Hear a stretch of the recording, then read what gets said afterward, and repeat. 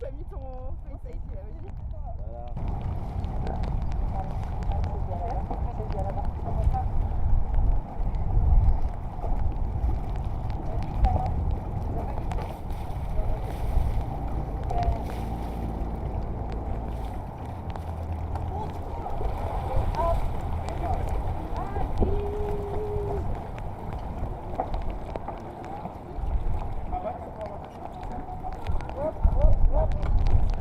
Pardon.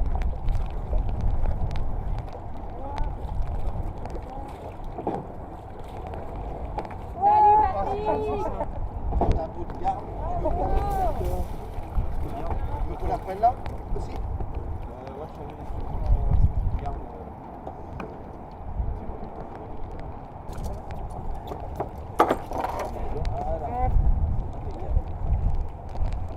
Il est bien calé? Ouais. C'est pas grave.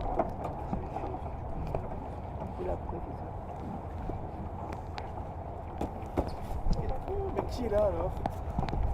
Oh là là. Tiens. Ça c'est sympa. Ben, Oh là là. bravo, hein. Félicitations, hein. Ah, c'est gentil. Hein. C'est vachement sympa. Bravo Patrick. Merci beaucoup. Je suis tellement touché Non, d'avoir. t'en as une autre qui on a arrive. une grande, tu vas en faire deux? T'as Oui, une on grande va qui arrive. attendre l'autre pour faire ça. Ça, c'est juste parce que le bateau, il a quand même été bien avec moi. Bah ouais. Et donc, c'est pour le remercier. Parce qu'il m'a pas fait trop d'histoire. J'ai quand même eu toutes les galères auxquelles j'avais pas pensé. Celles auxquelles j'avais pensé, je les ai pas eues. Mais c'est toujours comme ça. Hein. Voilà, donc il faut toujours donner un petit peu au bateau. Voilà. Le mât. Oh là là, il a fait un beau mât. Plus skipper. C'est ça? Allez, c'est cool. Je cours comme ça, hein? Allez, c'est cool. Oula. Ça part tout seul? Non, bah, je sais pas. Ouvre le bouchon. Ouvre le bouchon. Et vas-y. Tu mets ta main comme ça. Ouais. Yeah. Et il peut enrouler? Non. Ah, mais c'est Génial. sûr. Sympa à faire, hein. Et je m'entraîne pour la route du Rhum. T'as bien raison. Parce que là, et Francis, je suis qualifié là, c'est bon. Ah, là, je pense que ça va. Alors c'est bon.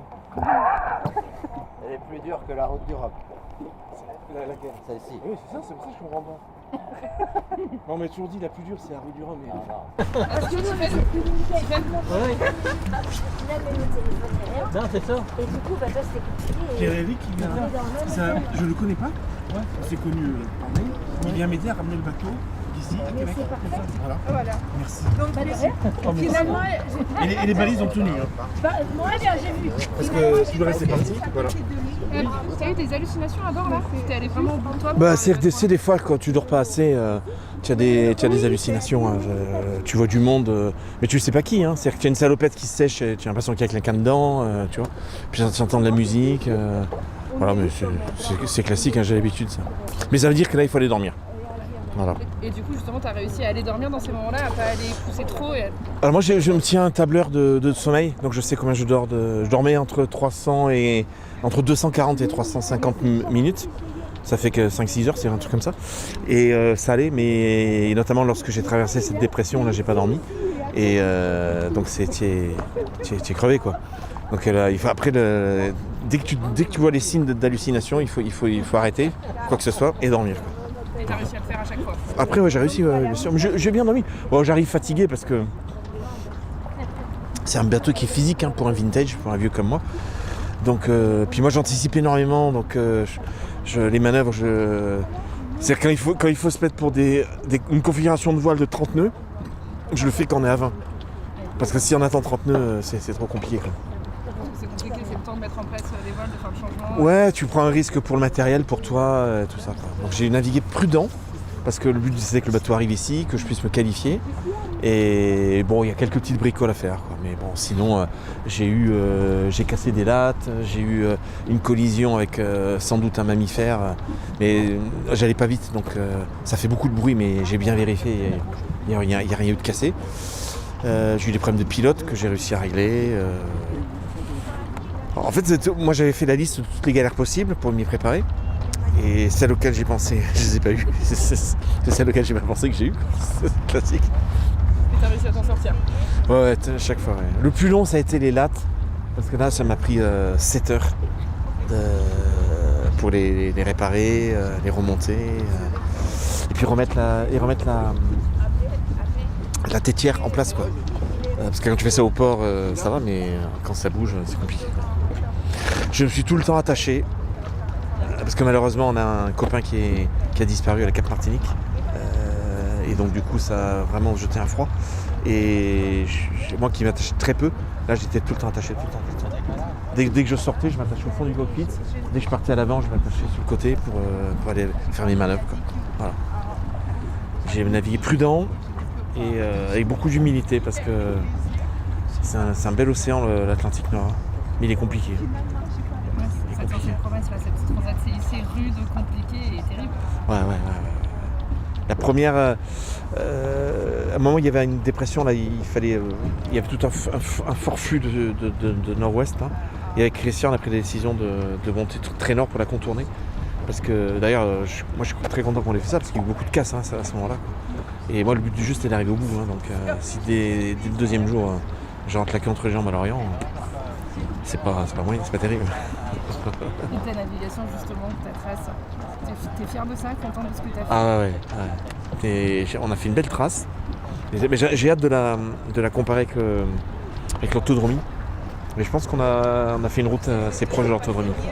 Qui monte très nord, hein, mais c'est bien. Mais alors, putain, qu'est-ce qu'il fait froid. Il y a un matin, je sors pour renvoyer de la toile et tout. Je fais mes manœuvres, je lâche un riz, 2 riz, je déroule une voile. Je rentre à l'intérieur, j'avais l'onglet, comme au ski. Genre le thermomètre, il faisait 1 degré dans le bateau. J'ai dit, qu'est-ce que c'est cette histoire, 1 degré, c'est quoi? Et du coup, on n'est pas un peu fou pour se dire d'aller faire cette transat-là? Moi, si j'avais su, je serais pas allé. Je connaissais pas, moi. Moi, je connais les transats par les alizés, quoi. Non, je savais qu'elle était un peu compliquée, quoi. Mais bon, ça le fait. Mais il faut être très humble au départ, quoi. Moi, je me suis mis vraiment et puis prudent, quoi. Voilà, prudent. Moi, j'ai beaucoup anticipé. Tu vois, j'arrive avec 3 riz dans la grand voile. Parce que je connaissais pas l'endroit à l'arrivée, je savais pas comment ça allait se passer, je savais qu'il y aurait du vent. Je me dis mais j'arriverai sous 3 riz de gelée. Voilà. Et ça s'est bien passé. J'ai eu mes Saint-Bernard là qui sont arrivés par derrière, ils m'ont fait sursauter. Je les cherchais aux jumelles devant, j'appelais à la VHF, je les vois pas. Pas à la VHF. Mais si, je vous ai appelé. Non. Mais je doutais que vous étiez en train de m'appeler parce que j'entendais des trucs hachés. Et d'un coup je vous vois arriver, j'ai dit c'est génial quoi. Bah ouais, on était juste derrière, on était juste à côté. Quoi. Ah ouais. Et parce qu'elle est impressionnante cette arrivée qu'on connaît pas là, ça a l'air étroit là le passage. Là. Bon, c'est bien. Au moment du passage de la ligne, là, il y a déjà quelques heures, qu'est-ce que tu as ressenti à ce moment-là? Oh là là, j'aurais pas à vous le dire, mais j'ai chialé comme un homme quoi. Toutes les émotions qui sont ressorties, le soulagement d'avoir terminé, parce que en plus j'ai envoyé un mail quotidien à toute une bande de copains et d'amis, etc. Et puis l'avant-veille, ce que j'ai écrit, j'ai dit tiens, ça ressemble à un bilan quoi. C'était pas volontaire, j'ai dit on fait jamais un bilan avant d'être arrivé quoi. J'ai dit c'est mauvais signe, etc. Il va se passer quelque chose. Alors il s'est rien passé, c'est que j'ai découvert des merdes au niveau de la fixation du vérin sur le safran. J'ai pété la 3e bosse de riz parce que je me suis trompé de manœuvre, j'ai tiré comme un âne et puis ça a pété la bosse de riz. Donc j'ai fait des petites conneries quand même. Non, j'ai pleuré parce que j'étais ému. Il y a tellement de monde sur la ligne.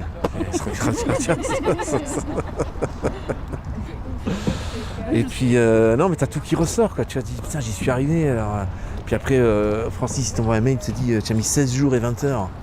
Moi, j'ai en tête que Tabary, il a mis 23 jours. Tu te dis, mais comment j'ai fait, quoi. Pour moi, c'était. Parce que forcément, les fous furieux là, qui mettent 8 jours, on n'est pas dans le même monde, quoi.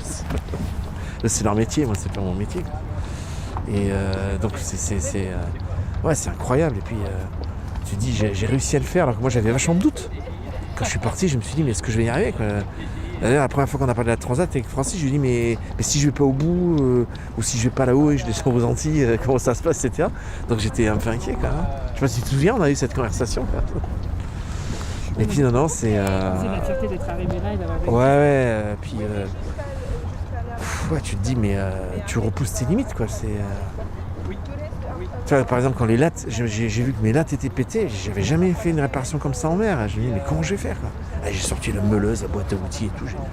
J'ai fait tout ça, j'ai mesuré, j'ai coupé. Et puis finalement, on y arrive, quoi. C'est l'école de la débrouille aussi. De toute façon, on n'a pas trop le choix. Ouais. Non, là où j'ai eu le plus peur, c'est quand même quand j'étais réveillé par ce choc. Où en plus, il était. C'est un choc. Je dors de quel côté? Moi, je sais plus quel côté je dors. Là. Ben, c'était à de ce côté-là. Ouais. Et donc, j'étais dans la couchette et puis, bam, ça fait un bruit. Je me suis dit, putain, mais qu'est-ce que c'est que c'était le mât qui était tombé, quoi. Je sors quand même là, donc heureusement, je trouve que le mât est là. Et puis, je me dis, mais. Puis j'ai bien senti le choc comme ça. Donc, tout de suite, j'ai regardé la quille, elle y était. Parce que comme j'étais quillé, on la voit par-dessous. Les dérives, les safrans, tout était là. Je me suis penché, je me suis attaché pour bien me pencher pour voir au niveau de la flottaison s'il y il n'y a rien eu.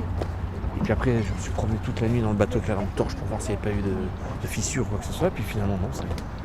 Donc, ça fait peur, quoi. Alors après, pour se rendormir, vas-y. Hein. il m'a fallu 2 jours de pouvoir bien m'endormir. Ah oui, quand même. Ouais, parce que surtout quand tu longes... tu sais, sur notre cartoon, c'est un truc qui est un peu marron, hein, c'est la zone interdite. Là. Donc au bout d'un moment, on s'y habitue.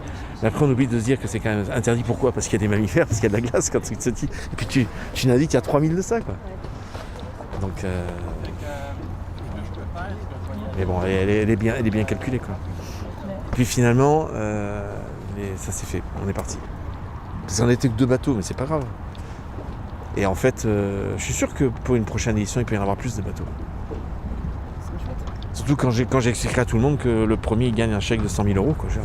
Ça aide bien, quoi, tu vois. Ça va faire monter l'inscription, hein. Même si c'est pas vrai, quoi, tu vois. Mais bon, les gens peuvent pas vérifier, quoi. On gardera que ça dans l'interview. Exactement. Merci Francis. Merci de nous avoir fait confiance. Ah ouais, il n'y a pas de problème. Je dirais que s'il y en a que des comme toi en robe de mer, pour la rivière. Bah, écoute, moi je dis c'est des courses sérieuses, il faut s'y préparer comme les pros.